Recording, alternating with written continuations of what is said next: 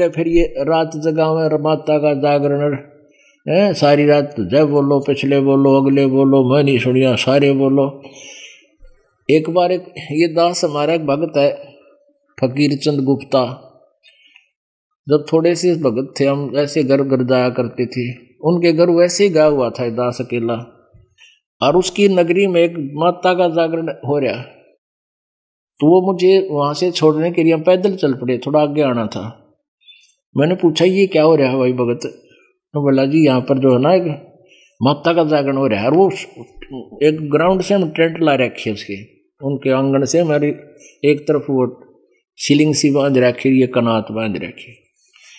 रात के 9-10 बज रहे थे, तो वो गाँव में जय माता दी, सारे बोलो जय माता दी, जो उनका वो मुखियालय रखा था ना किराए पे, वो 10-20 हजार 50 हजार में तो वो आवे किराया अपना भाड़ा लेता है वो। तो वो क्या करे, हम बोला जा देखेंगे इसमें, कनाता में हम देखने लगे, उनका एक अलग से बना रखा था उसके खान पीन का और बैठने का, और वो सत्संग वो बाहर जागरण बाहर करे थे ग्राउंड में, गर्मियाँ के दिन थे, कनात चारों तरफ थी ग्राउंड के भी। तो उसका जहां कुदरती सूत बैठ गया, हमने वहां हटा के देख ली मड़ी कनात, जहां वो रुके हुआ था, वो उधर तो जागरण कर रहा था, हो गया होगा 10-20 मिनट, उसने जय बोलो, सारे बोलो, मैं नहीं सुनिया। वो फिर एक नो कहता सारे बोलो, उसमें आ गया अपनी कोठड़ी ही में जो बना रखे थे पर्दे थे अलग से, उसमें शराब खोली, बोतल डाली, एक कैंपा कोला डाला, और ला के गट गट पी गए। बोला मैं नहीं सुनिया, सारे बोलो, मैं तन्ने कड़े सुना था, तो सारी रात बैठे जाओ ये।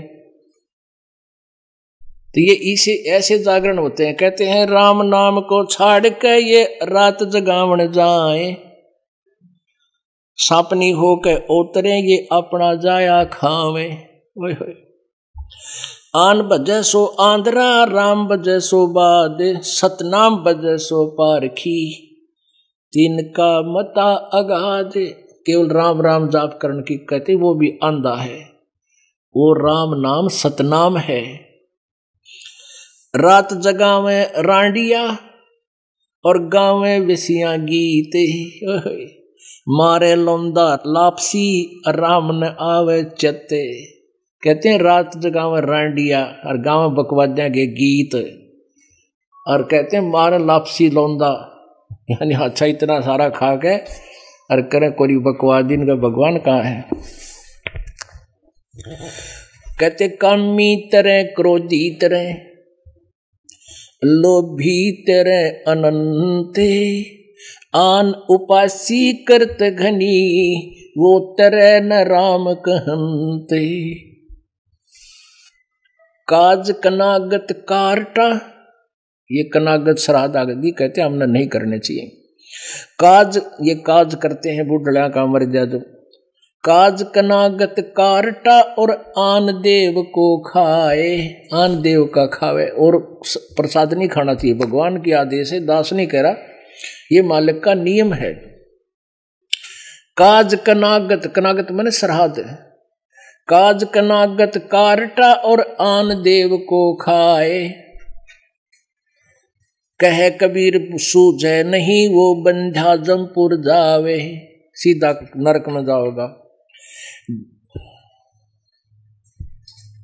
देवी देव माने सभी परमेश्वर न माने कोई, जा परमेश्वर सब किया तासों बेमुख होवे। परमात्मा कहते हैं आन और देवी देवता सब पूजे हैं, लेकिन परमेश्वर को कोई नहीं पूजता। जिस परमेश्वर ने सब कुछ रचा, कहते हैं उसको उसने विमुख हो रहे हो। देवी देव ठाडे भय, जब परमेश्वर की शरण में आ जाते हैं देवी देवता आपका कुछ नहीं बिगाड़ सकते। फिर गुरु जी के द्वार पर आते हैं और वहाँ यहाँ आकर कहते हैं कि हमने ठोर बताओ, जैसे यहाँ कई बार भूत बोले एक आदि में, एक आदि कोई कईयाँ बोलते हैं, मुझे कोई ठिकाना बता दे, मैं कुआं में पड़ जा तू जाके, तेने ठिकाना बता दूँ। अब परमात्मा ने तो यहाँ तक कहा है देवी देव ठाडे भय हमको ठोर बताए, तो परमात्मा कहते जो मुझको पूजे नहीं उनको लूटो खाओ। देवी देवता ये भूत पितर सारे आकर परमात्मा कबीर जी जब गुरु रूप में यहाँ थे, जब सारे खड़े हो गए भगवान जो आपने पूजे हैं वो तो हमें पूज नहीं रहे, अब हमने ठोर बताओ हम कहाँ जाएं। परमात्मा बोले जो मेरी पूजा नहीं करते उनको लूटो खाओ, उन पर कटवाओ कनागत बनाओ करो उनकी दुर्गति, फिर वो दुखी होकर अपन मेरे पास आ जाएंगे। माई मसाणी सेठ शीतला भैरो भूत हनुमंत साहेब से नारार है जो इनको पूजनते। परमात्मा कहते हैं माई मसाणी सेठ शीतला भैरो भूत हनुमंत, हनुमान तक की पूजा को जो करते हैं कहते हैं वो परमात्मा से 100 कोस दूर हैं, अलग हैं, जो इनको पूजनते। अब परमात्मा के विषय में और सदगुरु के विषय में आदरणीय गरीबदास साहिब जी कबीर परमेश्वर से परिचित होने के उपरांत कैसी प्यारी वाणी कहते हैं। अब सतगुरु के मिलने से हमारा यो जन्म मृत्यु का रोग कटेगा और यहाँ हमारे पाप कर्म प्रारब्ध के जो दंड हमें भोगने पड़ते हैं वो भी उसी साधना और उसी परम गुरु से ही, सतगुरु से ही कटा करते हैं। गरीबदास जी कहते झूठे गुरु बहुत हैं ये अनगिन कोटि अनंत, सार नाम का भेद बतावे सो सतवादी संत। कहते झूठे गुरु बहुत हैं, अनगिन करोड़ अनंत,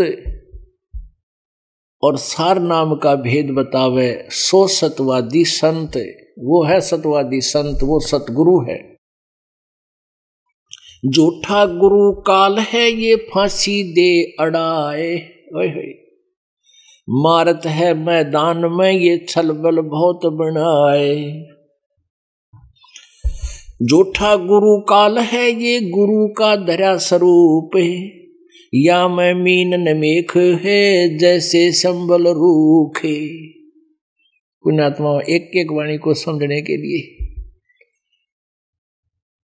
और फिर देखना कितना समय लगता है, फिर कितना आनंद आता आपको। अब दास जो है वाणी में 10% समय लेता है और इस अज्ञान को हटाने में, अड़ंगा काटने में ज़्यादा समय लेना पड़ रहा आपका। और एक समय ऐसा आएगा, जल्दी दया करेंगे दाता, कि उस समय हमने फिर सदग्रंथों के प्रमाण दिखाने की आपको आवश्यकता नहीं पड़ेगी। आपको स्वीकार्य होगा कि ये दास जो शब्द बोल रहा है ये आउट ऑफ सिलेबस नहीं हो सकता। उसके बाद फिर ये दास ये अमृत वाणी से ही आपको ये महिमा सुनाया करेगा। और ये वो वाणी है जो ऋग्वेद मंडल नंबर 9 और सूक्त नंबर 96 के मंत्र नंबर 17, 16, 17, 18, 19, 20 में स्पष्ट किया है कि वो परमात्मा कबीर देव है। शिशु रूप धारण करके जब आता है धीरे धीरे बड़ा होकर के लीला करते हैं, अपने कबीर वाणी के माध्यम से अपने तत्व ज्ञान का प्रचार करते हैं। और उस ऋषिकृत यानी उस संत या ऋषि रूप में, क्योंकि परमात्मा सतयुग त्रेता द्वापर में ऋषि रूप कल आए थे और कलयुग में संत ज्यादा चलते हैं, ऋषि बहुत कम। तो अब संत कहते हैं उस ऋषि करते, उस संत रूप में, ऋषि रूप में प्रकट परमात्मा के द्वारा रची की वाणियाँ और उनके बहुत बड़े अनुयायी हो जाते हैं, उनके लिए अमृत के समान स्वादिष्ट होती है, उनको इतनी प्यारी लगती है उसकी वाणी। तो ये अमृत वाणी कहलाती है। तो इससे ही आपको सुनाया करेंगे, फिर आपका जो है गदगद आत्मा हो जाया करेगी। अब भी गदगद हो रही है क्योंकि ज्ञान भी बहुत जरूरी है। ज्ञान नहीं हटा तो जैसे खेत समरा नहीं तो बीज उगेगा नहीं, उग गया तो वो सफल नहीं होता। इसलिए किसान पहले खेत को संवारण में पूरी मेहनत ला देता कर देता है, बाद में बीज बोता है। तो दास का प्रयत्न यही है कि आप उपदेश लेने से पहले पुस्तक पढ़ कर, सीडी देख कर, कति साफ होकर यहाँ आओ, आते नाम लो, फिर देखो ढूंढा ठा देगा, निरे सुख देगा भगवान आपको।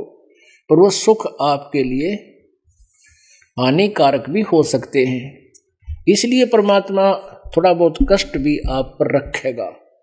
ये भी ऑपरेशन है। परमात्मा खुद बताते हैं कि सुख के माथे सला पड़ो, पत्थर पड़ो, आग लगे से सुख का जिस नाम हृदय ते जा, और बलिहारी उस दुख के जो पल पल नाम रटावे। सुख के माथे पत्थर पड़ो, शिला पड़ो, ऐसा सुख के आग लगो जिसे भगवान का नाम की भूल पड़े। ये परमात्मा ऐसा दुख भी बलिहारी, उस दुख के ऐसा दुख भी देते रहना जिससे आपकी याद बनी रहे। अपन आत्माओं इस मालिक के मार्ग को समझे बिना आप इस पर कदम उठाओगे तो चल नहीं पाओगे एक कदम भी। इसलिए दास का प्रयत्न है ज्यादा से ज्यादा समय आपको ज्ञान दूं,